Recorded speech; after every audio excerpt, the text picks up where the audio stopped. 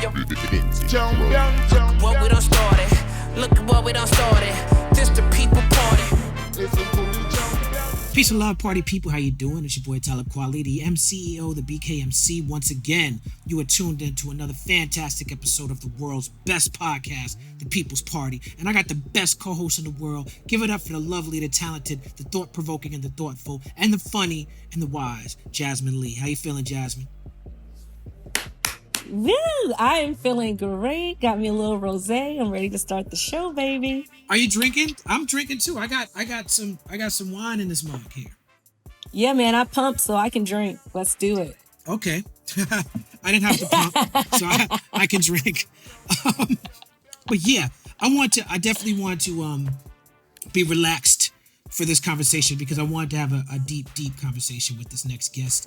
This next guest is very inspirational to me, very entertaining, one of the most exciting artists, forget rapper, one of the most exciting artists that's doing it right now.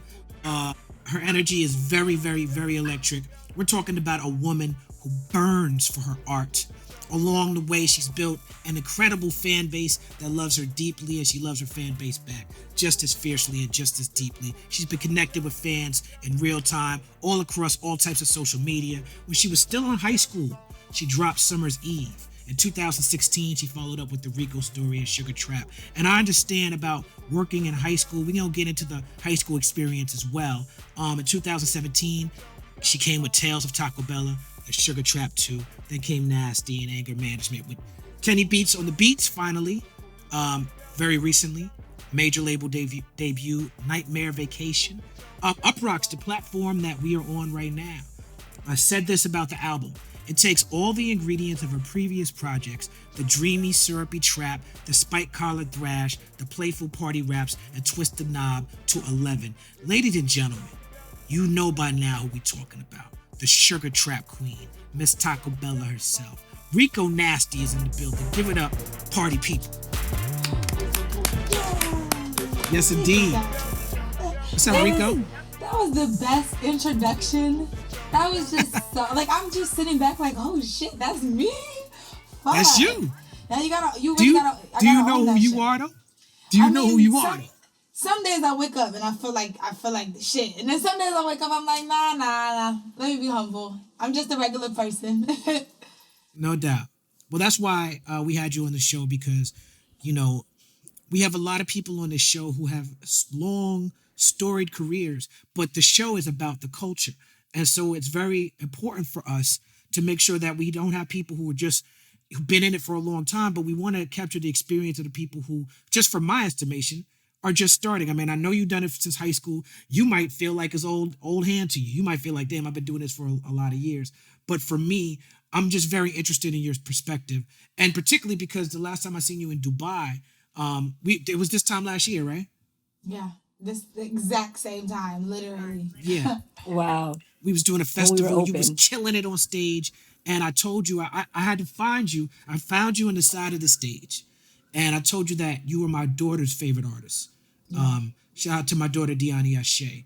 And I wanted to tell you that like a few years ago when my daughter first started rapping, of course, me being an artist, I want to try to help her out, try to give her some beats, try to give her the type of beats people give me, like some jazzy, underground, hip-hop type beats. And she didn't like them. You know what I'm saying? She was like, oh, no. She was like, do you have anything more like Rico Nasty? And like that was the first time I had heard your name. It made sense. Odd. And now I understood why she didn't like those beats. When I heard your music, I was like, oh, she's trying to rage. Oh, she's trying to be a rager. That's honestly, she's trying to rage. That's legendary. Like, that's truly legendary. I mean, it's one thing for your kid to want to be an artist in general, but for your daughter to ask for a Rico Nasty beat that's iconic. Like, I will never forget that. That's literally fire. Oh my God. Shout out to Diani Ashe. Her Instagram is at WTF Diani. Always like to shout her out on this show. Thank you for coming on the show. You are half Puerto Rican and half black. Yeah. Right? So an Afro-Latina. Right? Now we are in a climate now. Well, hold on, wait. Before I take on the name Afro-Latina, right? Because there are real Afro-Latina women out there, and they speak Spanish. And I just want to ask real quick, are you still Afro-Latina if you don't speak Spanish at all? I do not understand any Spanish. I think so. Yeah, that's your heritage. Right? This is how I feel about it. Because I feel Spanish. like Spanish people don't like when you claim to be Spanish and you don't speak no Spanish. It's funny because I was just watching Orange and New Black recently, and that comes up on that show. What else comes up on that show is the episode I was just watching. They was primal screaming. There was primal scream therapy. We're gonna talk about that later too. But here's my take. Spain is in Europe. Them white people. That's a white man language. Spanish is a white man language, and we forget that because they colonized those people. And when you take the term Hispanic, it means people who speak Spanish from a region. And so Latin is more. I don't want to get this wrong. I might have to Google this one. But I know Hispanic is more like people who speak Spanish from a reason speak Spanish in that region. To me, I'm not Latino, right? So I can't speak to that culture, right? But to me, Spanish comes from the same place that English comes from. So I get why people would feel like, okay, you don't speak the native language of the land. You're not real. You're not keeping a buck. But nigga, that's a white man language you're speaking. Yeah. You say? Still that though. I said I'm still that though. My mother speak it. My entire family, my whole mom's side is full Spanish. So yeah, that is true, you know. And I definitely do feel as though like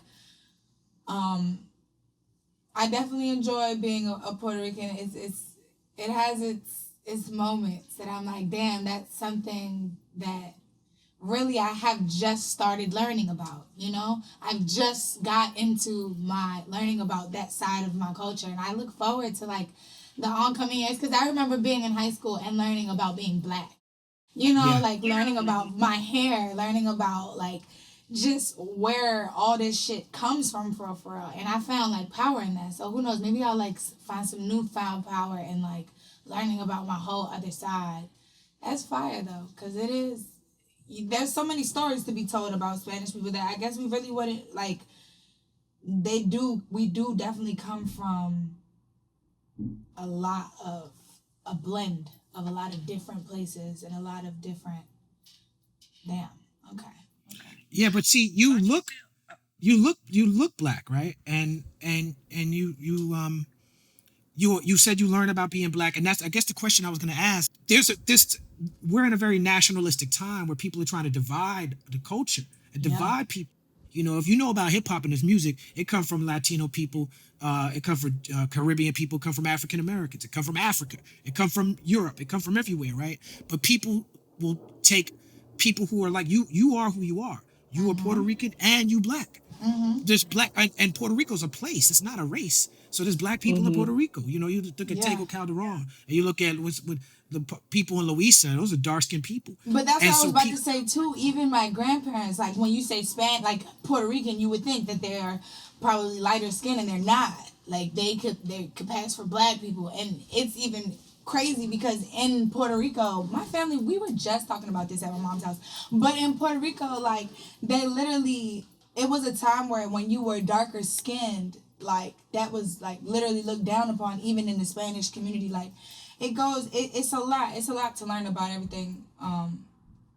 But early on, I always felt like a Black girl. My hair was different. I think that's what it was. Like initially, being around my cousins, my hair was different. My ponytails, everything was just different. I was just like, okay, so then I'm that.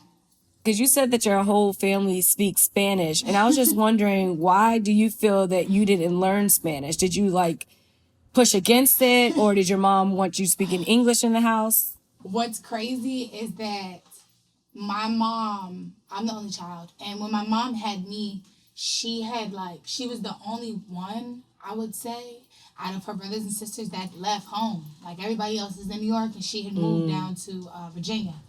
So like, I didn't have, to learn Spanish because I was around like my father's side of the family and my cousins, and it just was what it was. But like as I got older, it kind of felt like, because I was trying harder to learn it, because I felt so left out. I was like, oh my God, I have to learn Spanish. Me trying harder, my brain just wouldn't, like I don't, My brain don't work like that. It's so weird because I got all the way up to Spanish 3 in high school.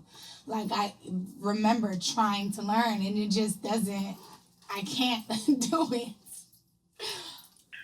I think you have to live it. For me, I took Spanish. I think I got up to Spanish 2 or 3. But going traveling, I went to 5 and I still don't know it. That's what I'm saying. Like, you gotta be in it, a spot, like yes. you said.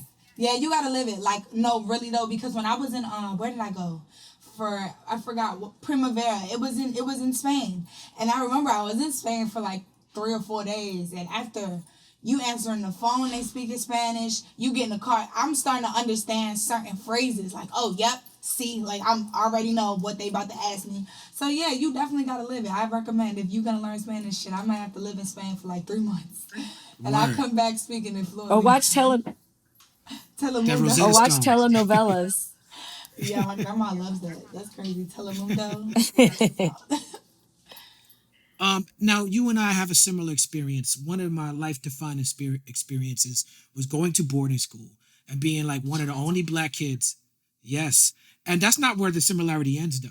I got in trouble for smoking weed in boarding school, right? Now, I didn't get kicked out. I heard you got kicked out. Oh, yeah, I got kicked out. Oh, damn. Yeah, they didn't. That's where the similarity ends. They didn't kick me out because I was the only black kid who wasn't on the basketball team. And so I was in all the programs, everything. And they said I had a heart-to-heart with me, and they were like, we can't kick you out. Essentially, they didn't use the word token, but that's what they were saying. They was like, we can't kick you out because we need you too much at the school. And that was a real-life lesson for me because I was like, oh, the rules don't mean nothing. As long as you make yourself indispensable to the situation, they can't get rid of you. So can you share with us what you learned from that boarding school experience?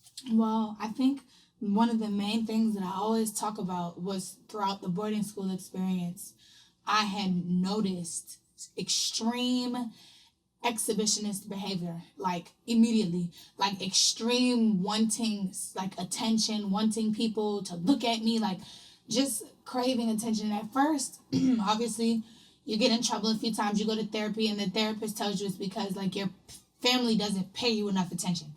I'm the only child. I'm all they pay their attention to. So it wasn't like, okay, my parents don't pay attention to me.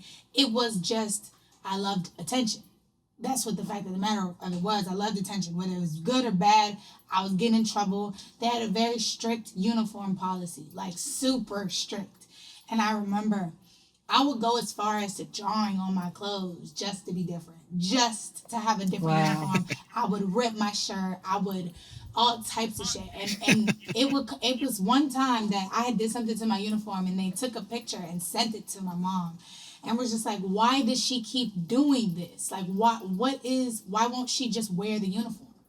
And so it just got. I'm laughing because in my school it was a uniform policy. You had to wear a tie, and so I wore the tie as a belt, and that's how I got around that. Oh my God! Oh my God! Yes. So that was one of the things. So you had to wear a tie, but the girls had a different tie than the boys.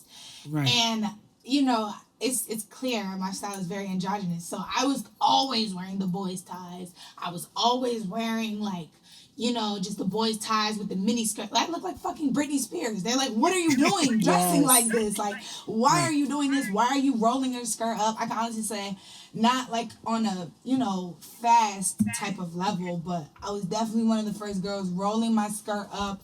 I remember I would wear like tights and then my knee highs on top of my tights, and then like another pair of socks on top of them, just so that it was just like layers. I would wear different jackets. I would wear the school's vest, cut off the sleeves with my white button-down shirts. Like, it was super punk rock. Like, if I could find any pictures of it, I would get in trouble, so I don't. They would make me throw away whatever. Like, when you ruin school uniform, I think that's really where it was like, oh, I'm a badass. Because, like, you would get school uniform when you started school. Your parents would pay for uniforms with the school's logo on it. And I would cut that shit up. Like, it was bad. Like, I just didn't care. And then I think right before I got expelled was when it was, like, the makeup phase a little bit. Like, the eyeliner and shit. And they started telling me I couldn't wear eyeliner and I couldn't wear nail polish.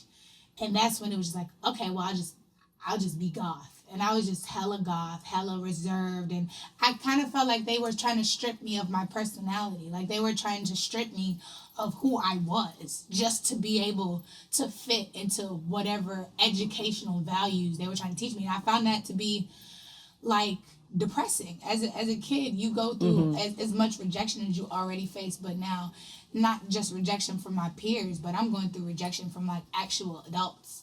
Like hearing actual adults talk about me like, why is she like this? And why doesn't she just listen? And it's just like, well, why don't you just like be a human being and just let people be? Like even now that I'm probably almost as old as they are when they were doing that, I'm just like, well, why did you guys try so hard to make someone into like the masses? Like if you've seen a diamond in coal, why don't you just nurture the diamond? Why do you keep putting more pressure? Like, no, you're supposed to be coal. You're not a diamond. You're supposed to be this. Like, what the fuck are you doing? You don't do that. So I went through this whole big thing with my mom, and I did a project. I did a school project on public school versus boarding school.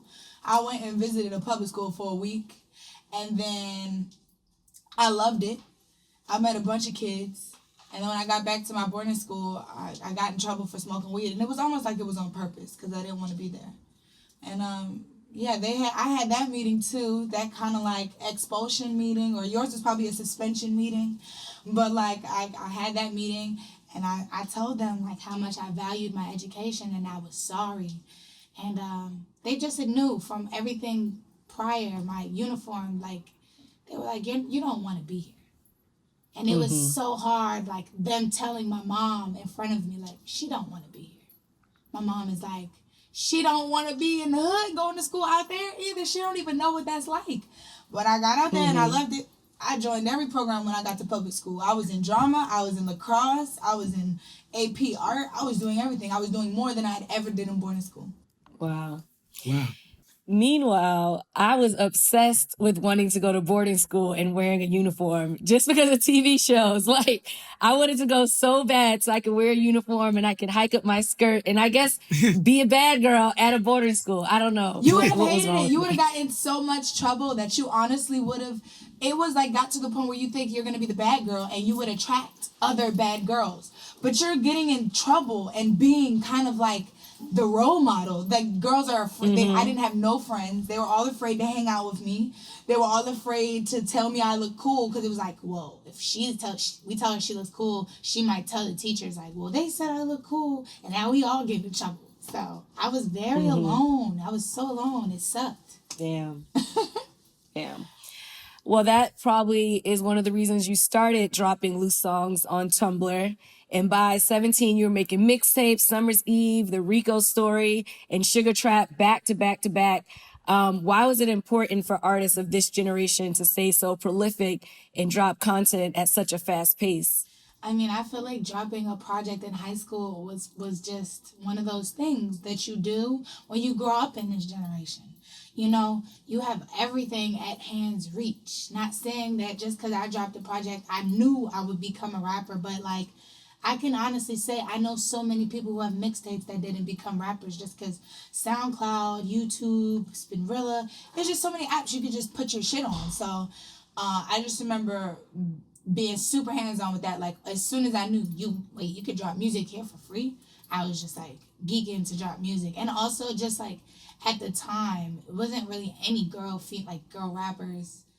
And it was like some guy rappers. And I was just like, well, I want to just try it. I want to try it and see what happens. And I did. And then I just fell in love with the process of recording. Like, you know, you have time by yourself and all your thoughts. And then like, sometimes you get to a point of a song where you feel like you can't get the words out. You can't do it. You can't say it right. Keep trying. And then you get it. You like, yes, punch me in. Yeah. I love it. Yeah. That's fascinating to me how it changes because, like you said, the gatekeepers had left the gates open and people didn't have to go through the same thing of having to be on a label and get a budget and have somebody pay for the studio. Like if you had a smartphone, you could record and upload and drop some shit. And also beyond that though, you could also like you said, with the SoundCloud era, catch the attention of a larger artist in a way that artists previously wasn't able to.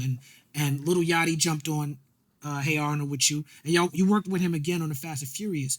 But how did he even link up with you the first time? Because you were still really underground at that point.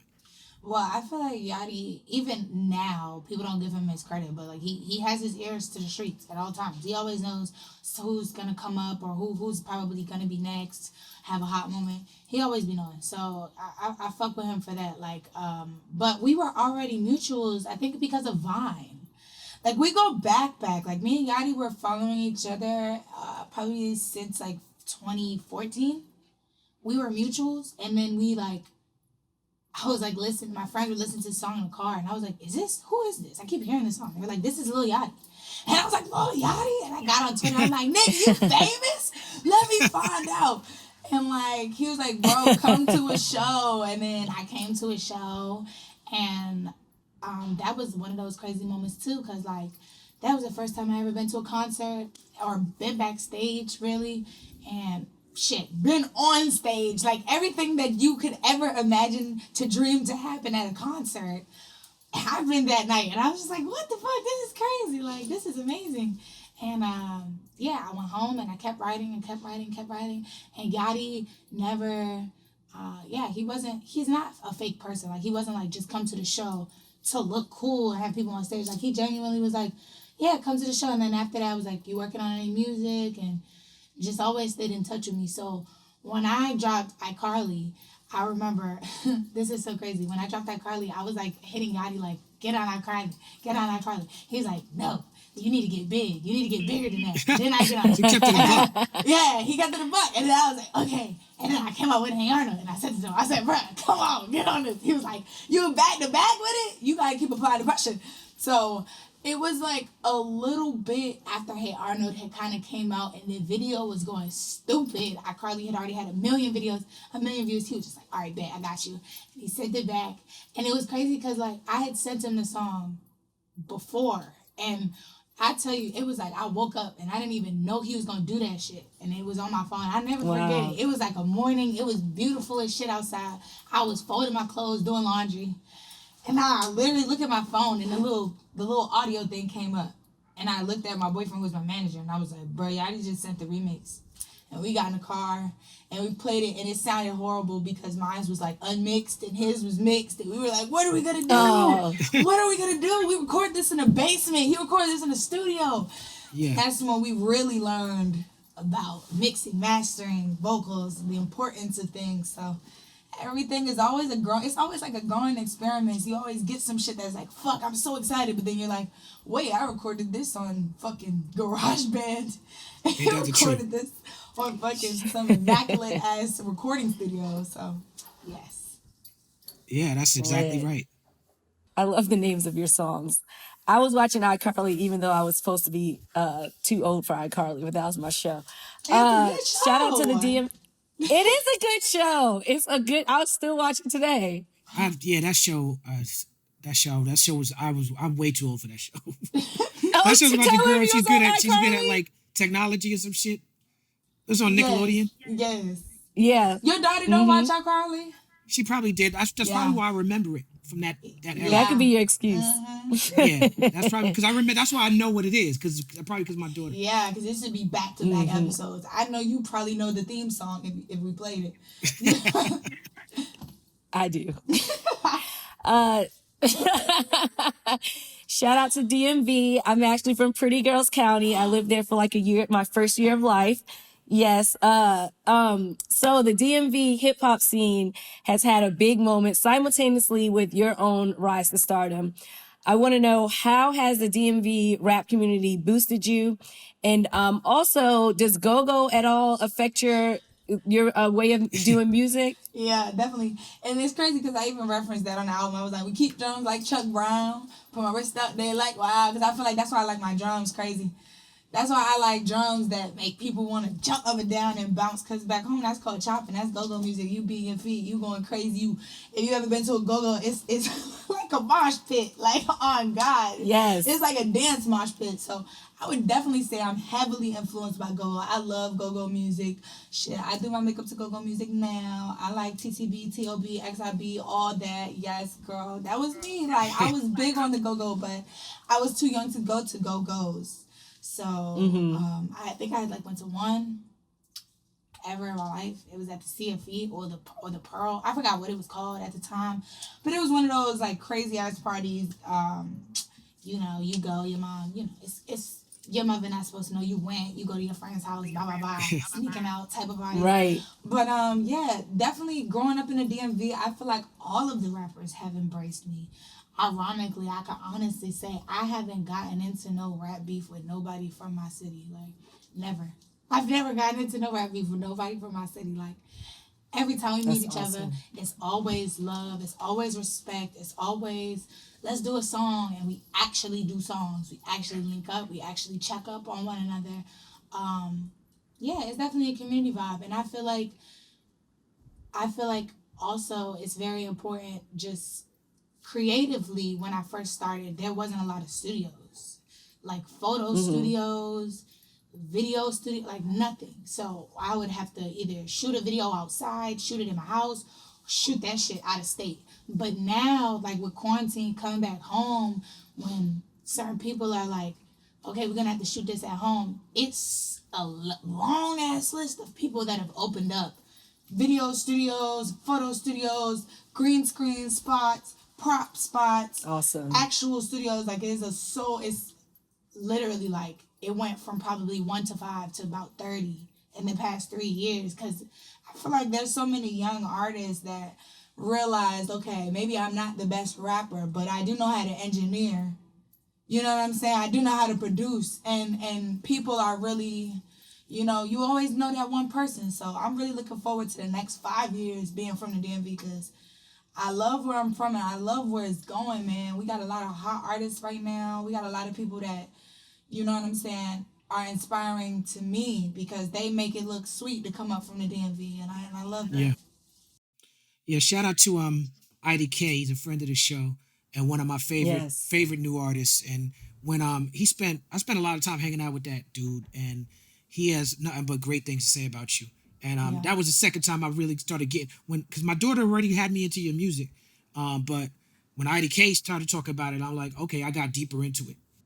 Yeah, IDK was definitely one of the first people to ever, like, no funny. He was like one of the first verified people to like fuck with me. And like when I found out he was from the DMV, I was like, how are you from the DMV? And like, don't nobody, niggas not talking about you. Like, you so hard, like you going dumb right now. He was like, because it's not enough names out the DMV. And he's always been about putting people on from the DMV, lending a helping hand. He was one of the first. I have this picture tatted on me of me at Sony. And I was like this, and I have a red bow coat on. He got me that meeting.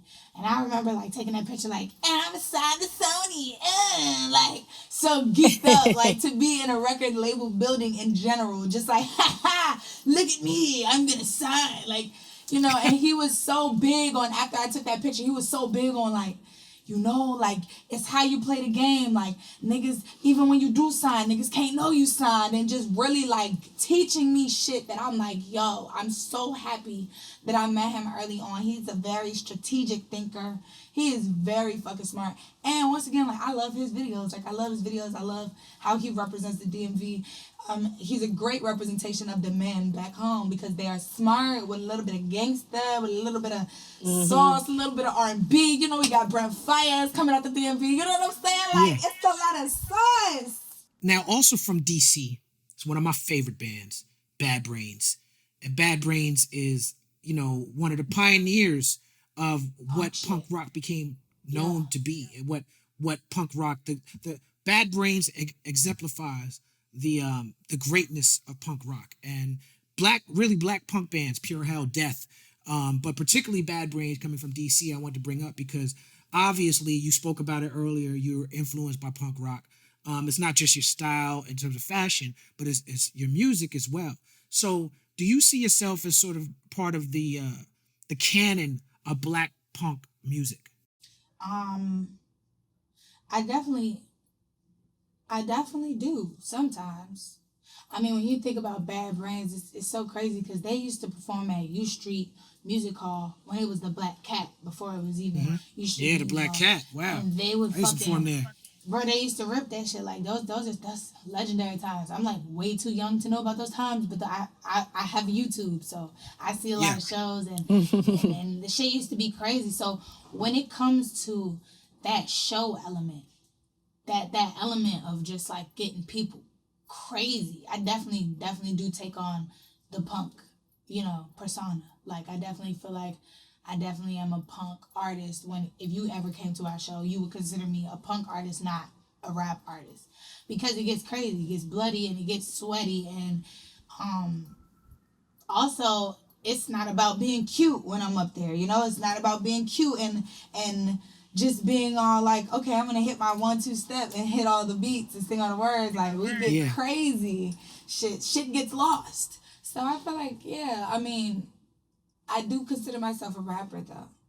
Like I look to rappers when I am trying to embody things. Like people would say that it's punk, but like when I'm up there, I'm like embodying Khalees.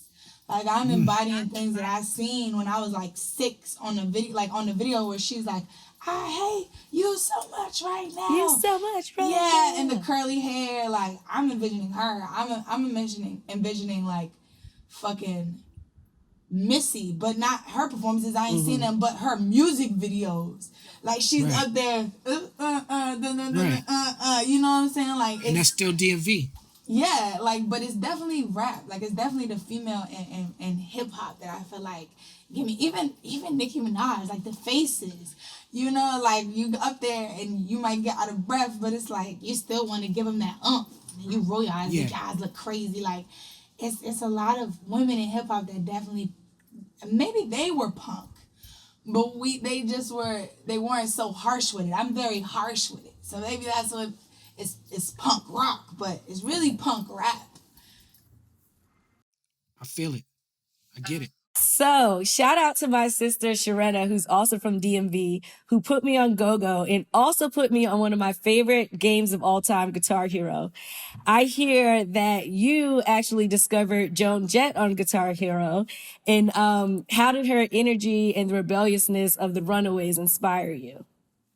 It's crazy because I found out about Joan Jett through Shrek. Wow. That makes sense. Through Shrek. And I remember I liked the song and I made my dad buy me the soundtrack.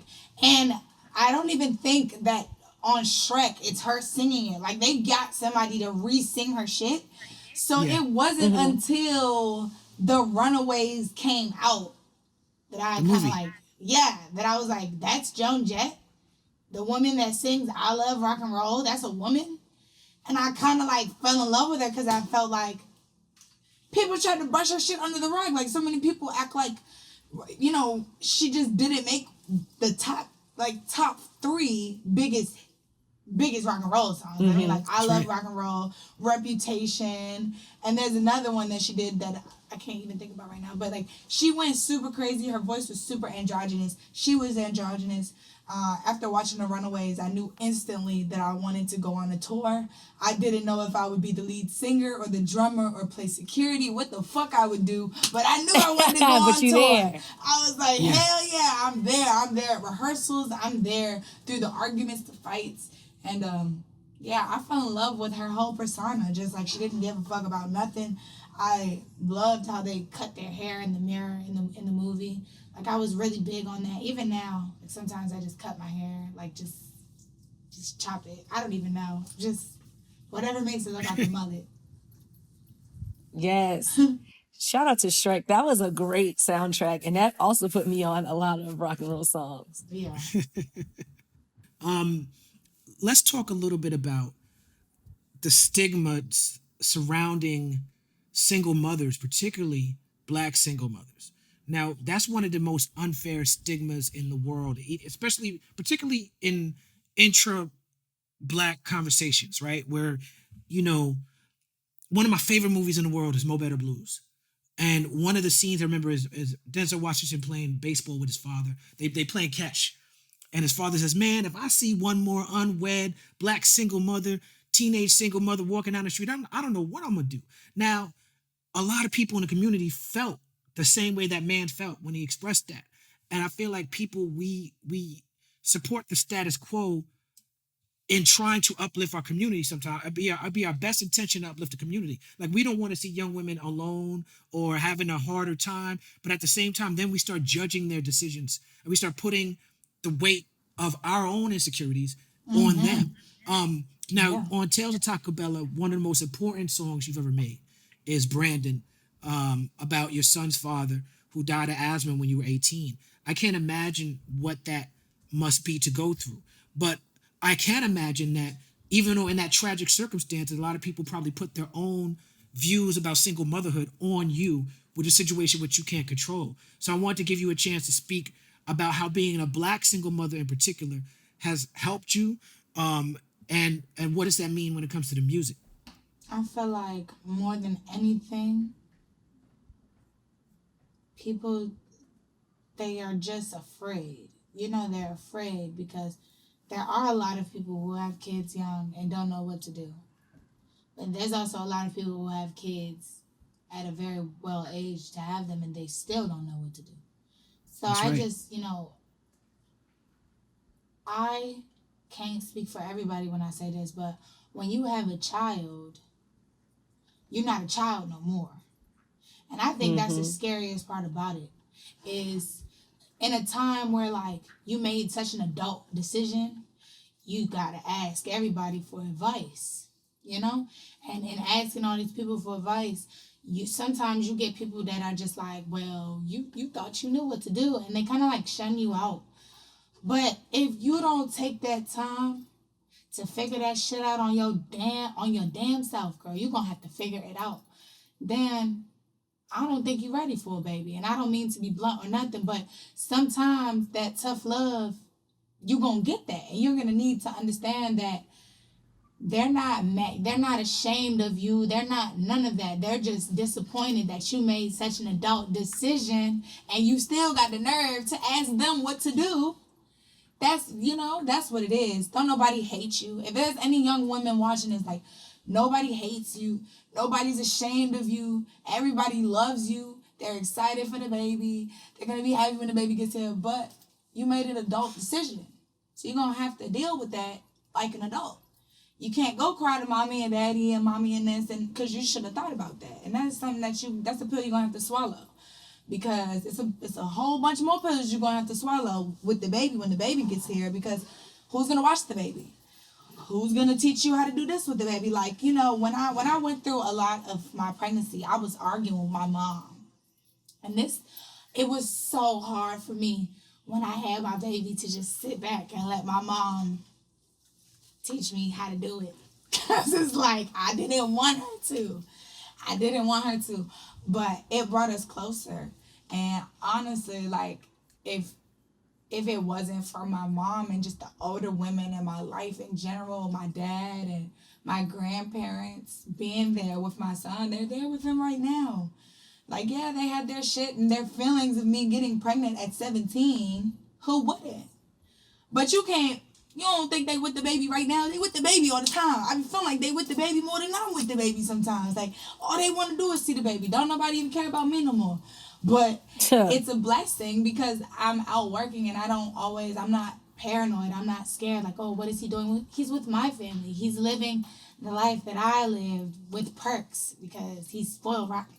So it definitely pushes me to go harder because it's like, not only does my family support me if I had a baby and had to go to a regular job and live a regular life, they were just as supportive as they are now that I'm going overseas and going this place and going that place. So you just have to, you gotta take that time to grow up, but you also have to take that time to figure out what you want to do because, don't go wasting people's time and wasting their help. Now, if your family said they're gonna help you and the baby ain't old enough to remember nothing, girl, you better go chase them dreams because that baby is gonna be 5. Like, my son is 5 now. He just now starting to remember shit from last year. I'm like, how you remember that? How do you remember? You know what I'm saying? So you got to take advantage of those times when it sucks. You want to be around them for them early milestones and all of that. But if you if you have a dream and you have the potential to be great and people telling you, girl, you really got it, then you better do it. And you better trust that your family got you. And don't be selfish when you get on. Don't be selfish when you get on. That's another thing. I spoil my family. Everybody's always like, why you always I spoil my family? I love them so much. I'm glad that you said something about not just having a baby when you're young, because I just had my child and I'm 32. I just turned 33. And it's still like you said, you have to stop being a kid. And it's like a whole different type of lifestyle. And I know one thing that my mother told me is that you're the woman, no matter what, it's your responsibility at the end of the day, because you're the one that's going to nurture that child the most. You're the one that's going to, you know, change the diaper the correct way or feed them the correct way. Like, it's on you no matter what. And at the end of the day, that was one of my biggest fears when I found that I was pregnant, because I was like, oh, I have this dream. I'm out here in Hollywood trying to make it, and I cannot let this baby stop me. And luckily, I don't have the babysitting help of my family, but I do have the financial and the mental help of my family. And financial stability is big too. Like, that's also big with a baby. That takes a lot of weight off your shoulders. You know what I'm saying? Like, you can buy your baby little Gucci stuff, and I don't know. That definitely makes it feel better too. But yeah, there's never. No, I'm not encouraging people to have children at 17, but there's never a right time to become a parent, y'all. To have a baby. That shit is scary, it's different, and it's something new every day. One thing too Lord. is nobody's child is the same either. So you can have people telling you stories through the whole pregnancy. My baby did this, my baby did this. And you can have a baby that is, what's it called? Colic.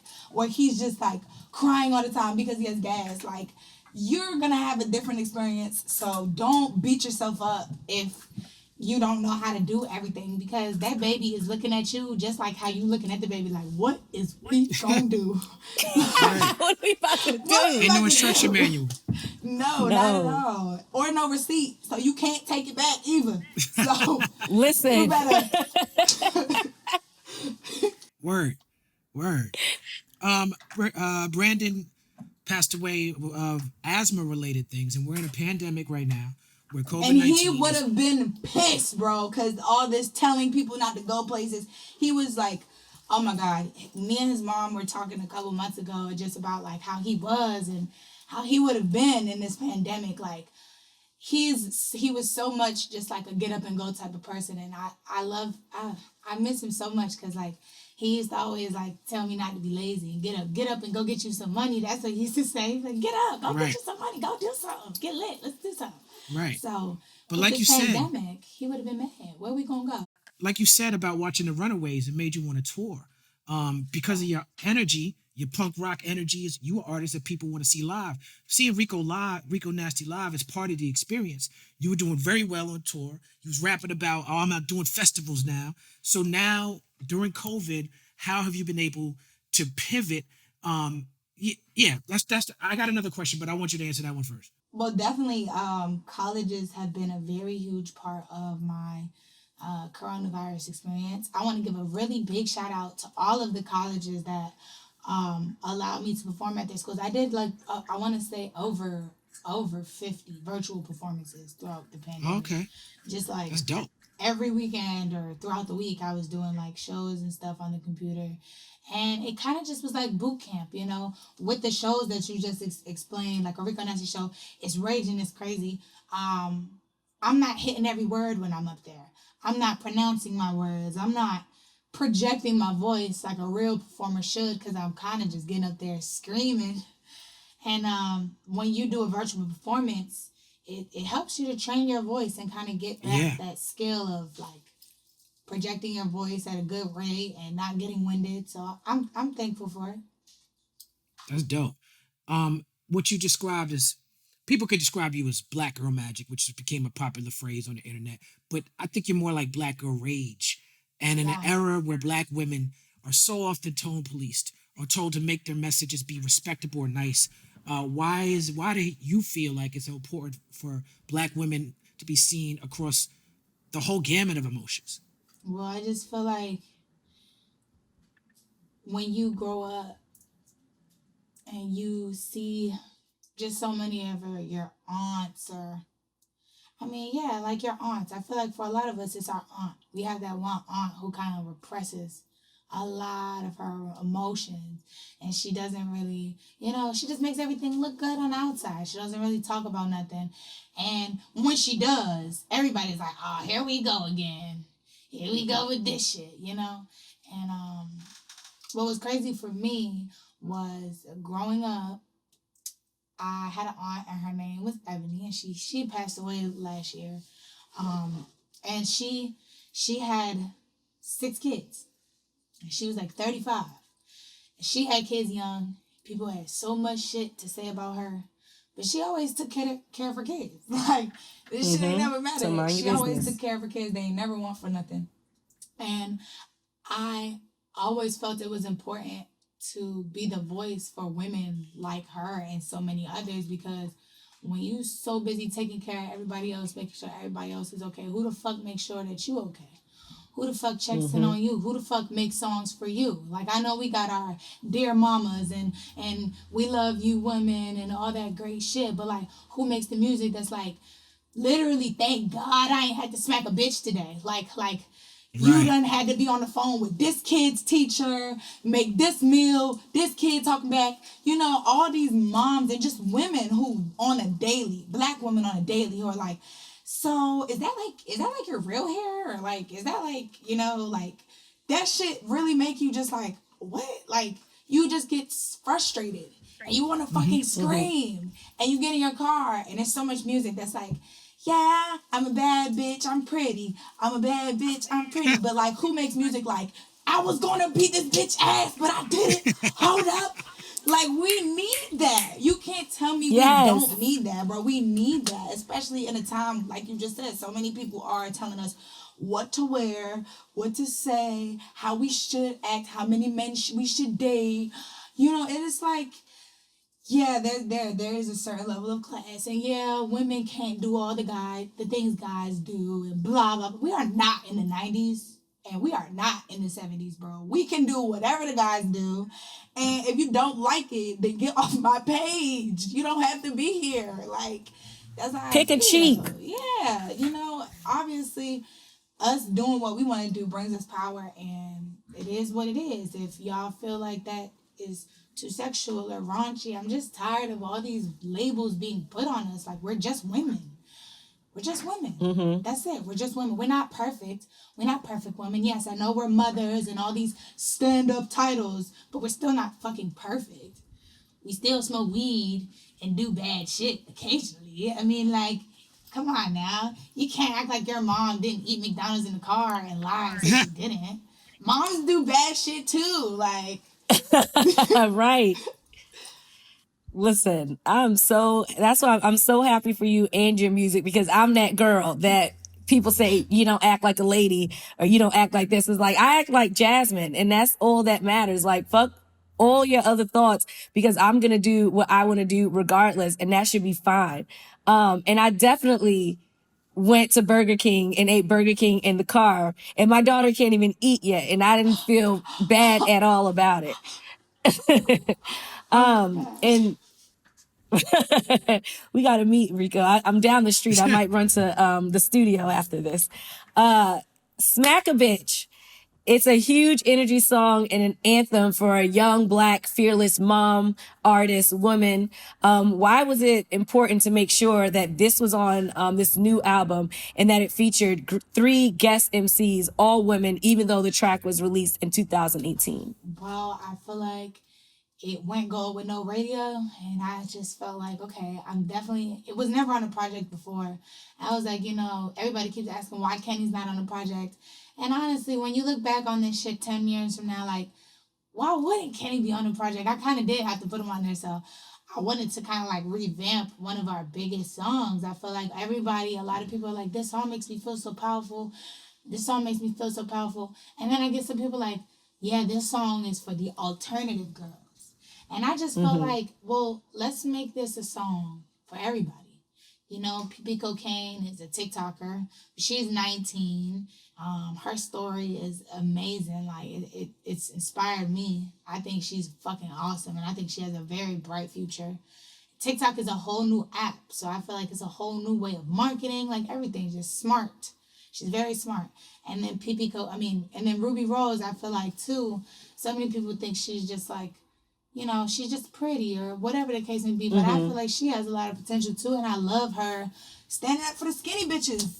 Come on, petite girls. Period. I love that shit. Yes. I love that shit. She made me feel confident in my body. You know what I'm saying? We don't have to have big titties to be sexy or, the biggest ass. Like, we still sexy in our own way. And Sukihana, I can honestly say, is one of the most unapologetic herself. Love her. You know what I'm saying? And she's a mom too. And I know she deals with people saying crazy shit to her. And she be wanting to smack a bitch. So I couldn't leave her out of it. But all of those women, I feel like they just have all inspired me to just be myself. Because them being themselves has worked for them in tremendous ways. And I think it's also very, very amazing that despite all the hate that they get, they're still all very loving artists, very loving female artists. If you ever met any of them, they're all like bubbly sweethearts, amazing people. And they don't let this shit get to them. So I appreciate them.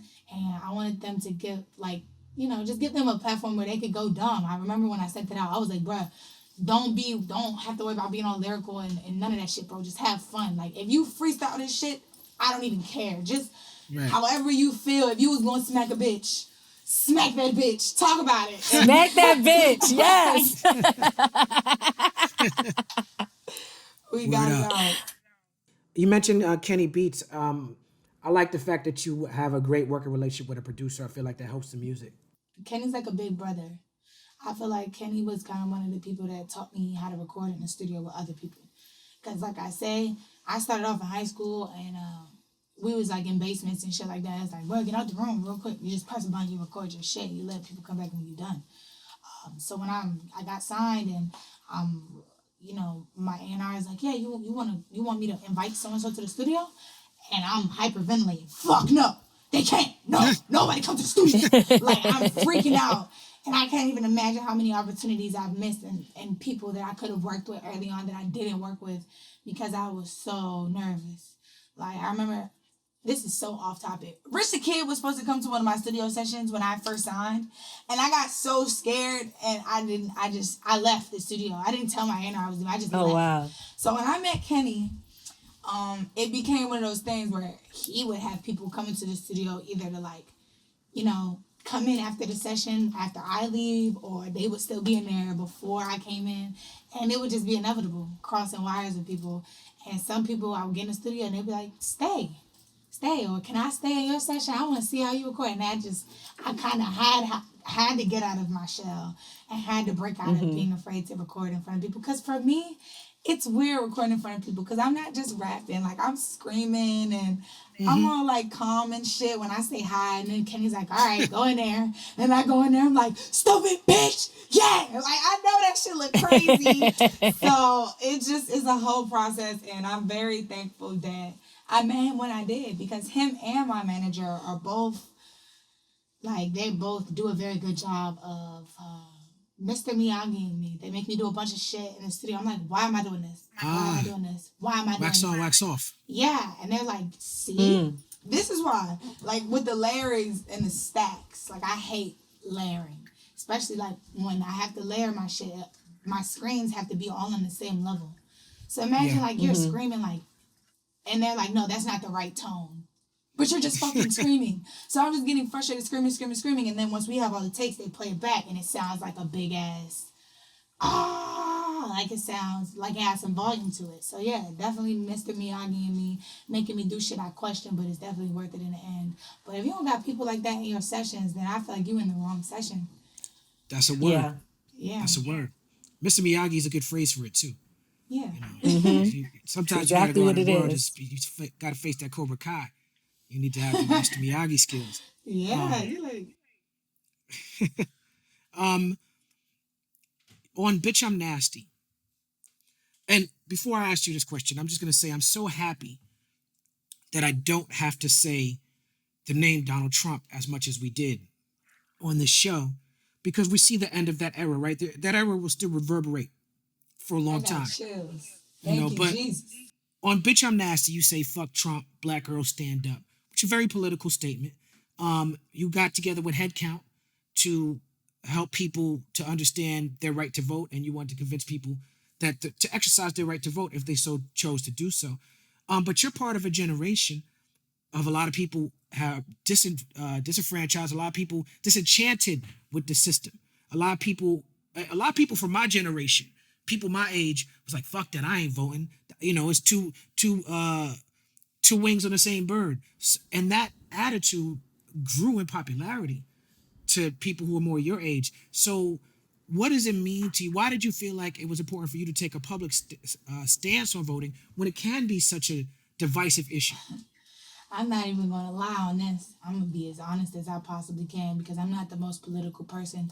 But I felt like it was important to vote when I realized my son got to grow up in this country. And, obviously there's a lot of things as a woman that I don't deal with that he's going to have to deal with. And I just, prior to voting this year, because I'm going to be even more honest with you. The year that Trump first got elected president, I did not vote. So it felt very asshole-like to make a song like Bitch I'm Nasty and it's fuck Trump and all that energy and I didn't vote. So dealing with that over these years, I was like, no, bitch, I have to vote. And not only do I have to vote, but I'm going to promote voting to everybody that I fucking know because this is what happens when you don't vote. You got to sit and deal with this shit and then you can't even complain about it because, bitch, you should have voted. Wow. So Right. I felt also just sitting back, aside from that, when election rolled around, like the whole year of this year has just been a lot of racial things going on and black men getting gunned down, shot in the middle of the street, young black men. The one that really sticks out to me is Ahmaud, the guy who was Ahmaud Arbery. He was just oh my God, that shit made me cry. Like, just you live your life like just a kind person, a great young man, gentle, loving, and they don't never see us like that. They don't never see us as just like, bro, we not like that. We're not all like that.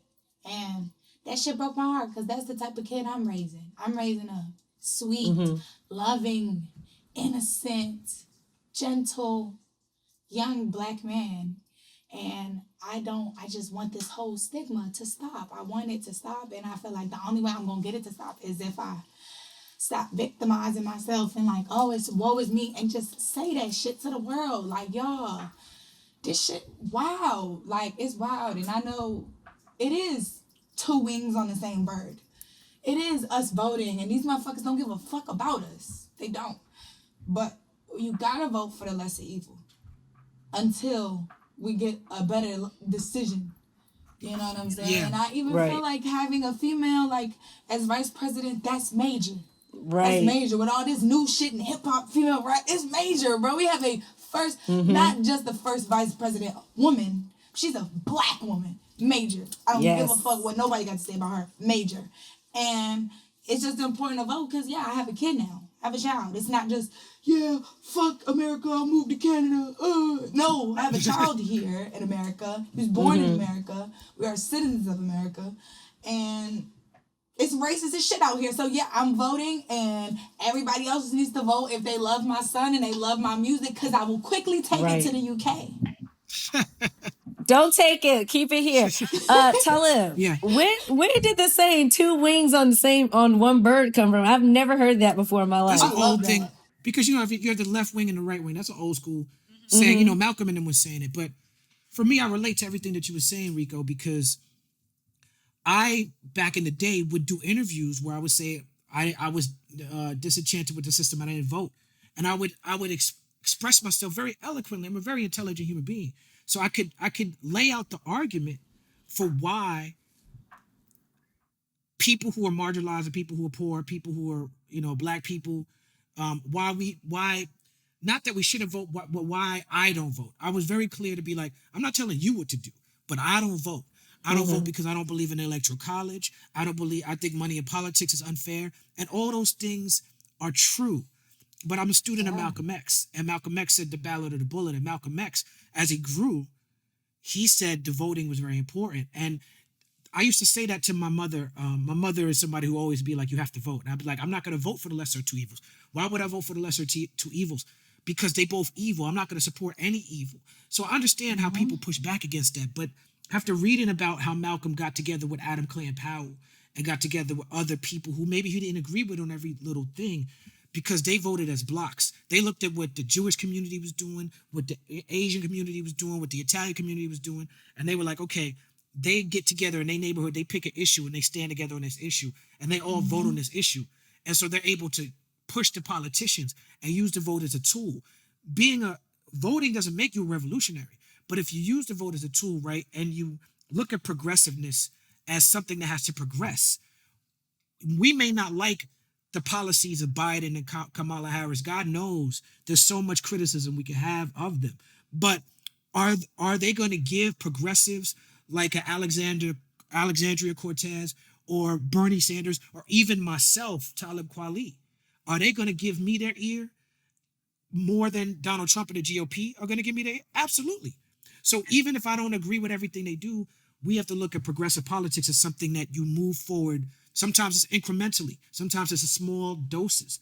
But you're right. Having a black woman, even with all her imperialistic leanings and all her cop shit, having a black woman is way better than having a motherfucker like Mike Pence. It's not even a question. Yes. Because I feel as though Facts. it's so much power right now in women that it's like her doing that. It could have and probably did just inspire a woman to become the real president. It just inspired someone who thought that they couldn't because there never was to go even harder. To go so hard that they gonna go hard as fuck and we probably gonna see them in the next couple years. You know what I'm saying? Like, it's all about just, you're right. Voting does not make you a revolutionary. Like, you're not, like this great stand-up citizen just because you fucking vote. Hell no. Being a revolutionary is a person who, like you said, gets groups together and you guys discuss issues that are really happening and you discuss the solutions and you propose those solutions to people who can actually fucking do something. That's a revolutionary. That's how you do that. But it's so much to politics. I feel like being young, we go into politics, and we bump our heads at the racism. And we don't go no deeper than that. Everybody's fucking racist. They're always going to be racism. There's always going to be racism. Yes. They were racist when I went overseas. They're racist. Some people are just fucking racist, guys. Like, it sucks. And it makes me want to cry. Like, but it makes me feel even better when I see a racist and I'm just in a great mood.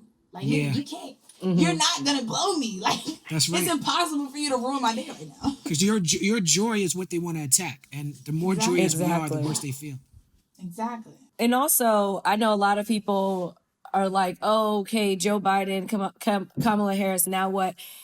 I feel like so far, Joe is really like, giving us what we want. Like, he just picked an all-female senior White House communications team. He's going to put even more women on the cabinet. And of course, we want Black women, Black people, but I also want women more in these positions as well. So as long as they keep it up, I think that we're going to have a pretty good 4 years of cleaning up. I want to add to that. I don't want this podcast to be an advertisement for Joe Biden because I definitely don't. That's not I'm for Joe right now. We did it, Joe. I mean, look, this is what I will say. We did it, Joe. This is what I will say. I will say that obviously, from my perspective, Joe Biden and Kamala Harris, to me, we have a better chance of seeing progressiveness flourish under their administration. Yes. But the job is on us, and the job is on us after Election Day. We got to hold them accountable. Let's not forget, like, now that we are after the Trump era, let's not forget, I liked Barack Obama as a human being. He invited me to the White House. I went to his birthday party. He's very nice to my grandmother and all that. But he was very hard on immigrants. His drone program was atrocious. We have to hold the Democrats accountable. Now Joe Biden is in power, right? So now you're going to see me criticizing Joe Biden. Like, during the election, I was critical of Joe Biden, but I wasn't nearly as critical as Joe Biden as I was of Trump. But now that he's in power, it's our job as the citizenry to go hard at him. It's our job to hold them accountable. is to pay attention to everything that they said they was going to do, everything that they said that they cared about. It's very, very important that we hold their word to that. I mean, as we should, like, we can't just, you know what I'm saying, let people paint this beautiful picture of what the world could be like and then just forget about it. No free passes. And also they won because of black people. Let's not get that fucked up. So yes, they did. owe. You know what I'm saying? Like what you know, y'all owe. Like we got black people once again save the day in America once again. Mm-hmm. My theory is that Kamala Harris is going to want to run for president. In order for her to run for president and for people to forget what she did in the Bay Area, she's going to have to look out for black people. And I think that is going to be her main goal until she runs for president. So I really think that things are going to change around. I'm positive. Okay. And remember when people kept coming on the show and saying Trump is going to win, I was like, don't speak that negativity, be positive, and look, he's out of there. Yeah, well, you know, politics is a finicky lady. So we'll see. We'll see. But let's get it popping. I want to talk about Get It Poppin', because Getting Poppin' got on Insecure, which is super dope. Do you see similarities between yourself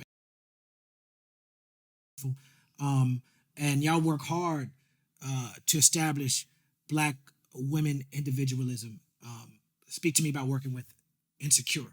I think that my boyfriend could honestly tell you that I was watching Insecure before I was on the soundtrack, and I would always just be like, I want to meet Issa Rae, and I just be like, I love her, and just like, I am her.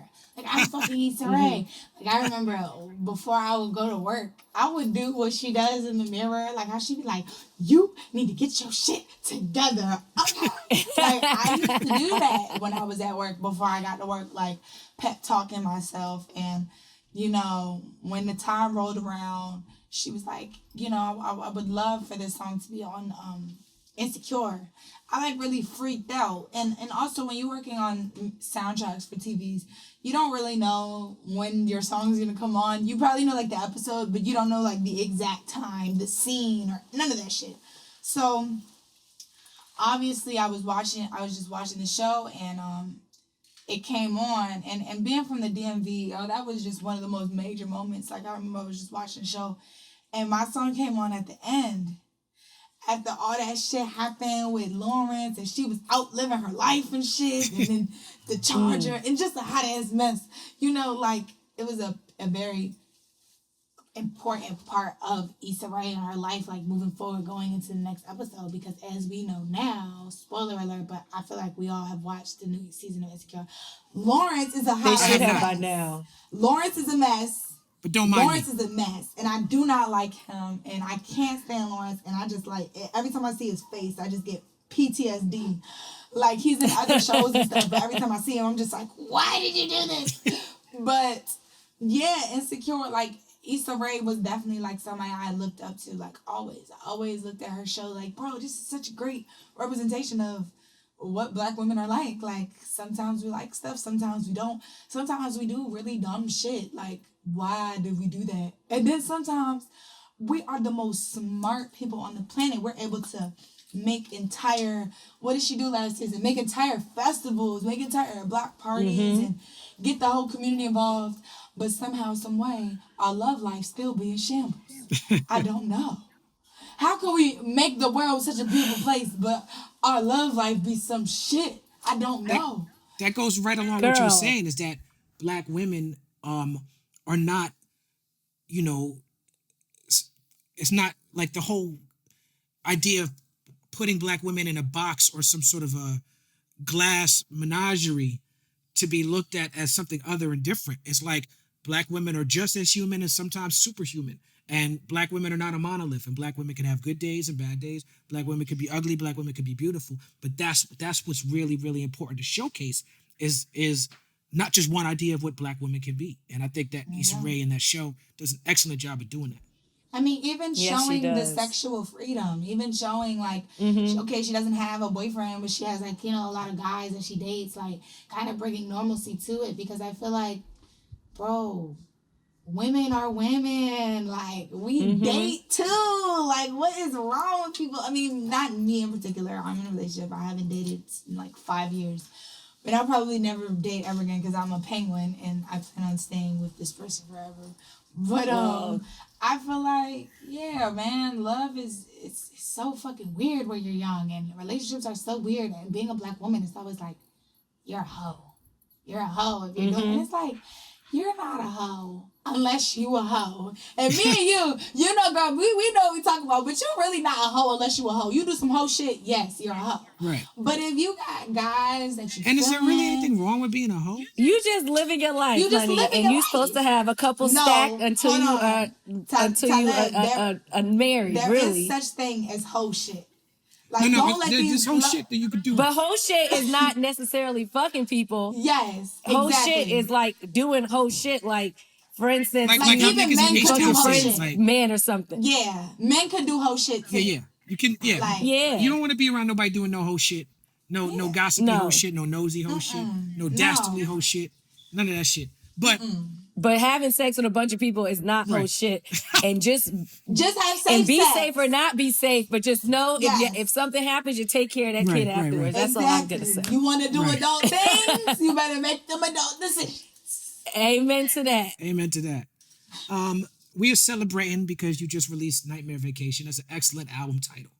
A lot of dope features on it. A lot of people showing up for you. You know, a major label. Tell me about working on this record and dropping it now in this era.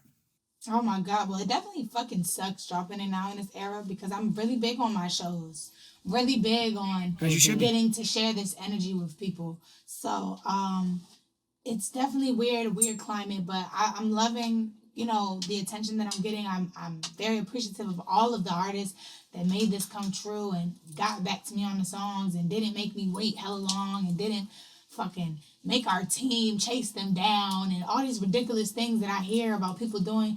Nobody did that to me. Everybody was like, oh shit, Rico, you want me on that? Fucking bet. And I appreciate that because as an artist, you know, sometimes being as different as I am, I do feel alienated. I do feel like people don't fuck with me and like nobody cares about me. This album was just a really big eye opener. Like so many people were like, is our song going on the album? Where's the song? And then just kind of like put me in this field where I feel like I've done so much getting to know with, you know, working with a major label and just like shit ain't as easy as it was working on the mixtape, but I found what works for me, and the people that I work with they got the chance to see what works for me with this album. So I'm just looking forward to consistency. I'm already thinking about the next project. I'm already thinking I got a video coming out on Thursday for Check Me Out. It's a claymation video made by the people who made Nightmare Before Christmas, Coraline. Wow. Tim Burton style. Yes, I love that movie. Yeah, like I'm really, really excited about this. You'll obviously hear the moral of the story at the end, but it's a story about me. It's a story about me and how I feel like I'm perceived and how everybody's so fucking afraid of me, but I'm not as bad as I look on the outside. And I really, really loved making this claymation with them. This shit was really fun, and I'm looking forward to just dropping more shit, man. We're never gonna let our feet off the gas ever again. All right, so as I was doing my research for you, I stumbled upon a couple of your YouTube tutorials. And so I was trying to do it, but I could not find my colorful palette. It's in here somewhere. I was so pissed off. And I know you make your own custom palettes. I'm going to be looking out for that. And you were a Fenty ambassador. I'm not sure if you still are since you're doing your own thing now. But how has your style and look developed over the years? And can you speak to how it helps you embody all the various pieces of your persona? I am still a Savage Fenty ambassador. And by the way, Rihanna just messaged me today, which was like, oh, fucking Rihanna. Rihanna be messaging me. Like, this is crazy, bro. Like, this is fucking crazy. If you ever seen an interview, any early interview from 2 years ago, 3 years ago, I'm always talking about Rihanna, how much I love her. And the fact that she just talks to me. She talks to me now like we're sisters. This is love my life. I love her so much. But I'm definitely still working with her, and I definitely have some more stuff coming out with Il Maquillage because I definitely just did the eyeshadow collab with them. We were gonna do lipsticks, but the mask shit definitely was not the timing for that. So thank God that we did eyeshadow. But moving forward, I think I'm gonna do some liquid liners or something like that. And also, I'm really big on shoes. So stay tuned for that. I'm definitely gonna do something involving shoes next. But yeah, I feel like all of the icons that I ever fell in love with, they weren't just icons because they made great music, but they were icons because they just all around created a world. They got clothes, they got perfume, they got all types of shit, not just great music. So I feel like I'm on my way to trying to be that for all the people that love me. It is our honor and our pleasure to have you. I just want to ask you before you go, if there's anything you want to share about your future plans. I know you just said that you were already starting to work on a new album, but I mean, it's a different time. And as artists, we have had to, in this era, stay working, right? Because as artists, you have to work. You know, so how exactly did you pivot what do you have coming next down the pipeline, knowing that people can't really get together? Well, the name of the next project is RX. And RX stands for Rico Infinity. And I also feel like RX is something that we see on a pill bottle. Every time you get prescription medicine or anything like that, I'm from the generation where we've lost a lot of people to prescription pills. Yeah. And my album is going to be my version of happy pills. That's what I'm going to call them. Happy pills, chill pills, all that type of shit that people tell you when you need to calm down or loosen up. They're like, take a chill pill, take a happy pill. You know what I'm saying? So it's going to be, once again, a bunch of different emotions. But I feel like this time I'm going to go a little bit haywire. I'm going to go a little bit off the, you know what I'm saying, what y'all normally used to. Because even when I'm on vacation, so many people were like, I thought you were going to do more EDM, and I thought you were going to do more this and more hyperpop. So look forward to RX. There will be hyperpop on there. There will be brash Rico. There will be singing Rico. There will be all the stuff you guys want. But yeah, I'm really looking forward to just, you know, this quarantine has made so many people emotional. I feel like a lot of us do need a happy pill. Some of us have so much anxiety. Yes. We need a chill pill because it's like, what is going on? So, Rico Infinity just always means like, I'm going to always be me forever and always. I'll never change for nothing. I had this debut album drop and so many people thought it would be full of mainstream sounding music, and I love Billboard. I love the charts. I love being acknowledged for being a great artist. But if that means cutting back my message and cutting back my emotions to be that, then I can't be that. So I'll always be myself. I vow to be that. And I'm very appreciative for this is fucking fire. I'm on Zoom with Talib Kweli. It's legendary right now. Oh my God. Like, life is crazy. This is so crazy sometimes. Like, oh my gosh. Crazy to me too, man. Thank you to you know, the team at UPROXX to help me get in touch with you. And you know, I've really enjoyed this. So thank you, Rico. We really appreciate you. Thank you, guys. I hope y'all stay in a good mood, man. I hope y'all keep your heads up and enjoy. I mean, we got Christmas coming up. You know what I'm saying? We got to enjoy the holidays, our Zoom calls with our families. I'm going to Puerto Rico for the holiday. You know what I'm saying? I'm going to be in your motherland. You about to go to, send me some pictures on Instagram or something, because believe it or not, I've never been to Puerto Rico. Well, we got to make that happen. Yeah. We got to do a show out in Puerto Rico. This what I'm going to do. My grandma got to come. I know that the world is starting to open up a little bit more.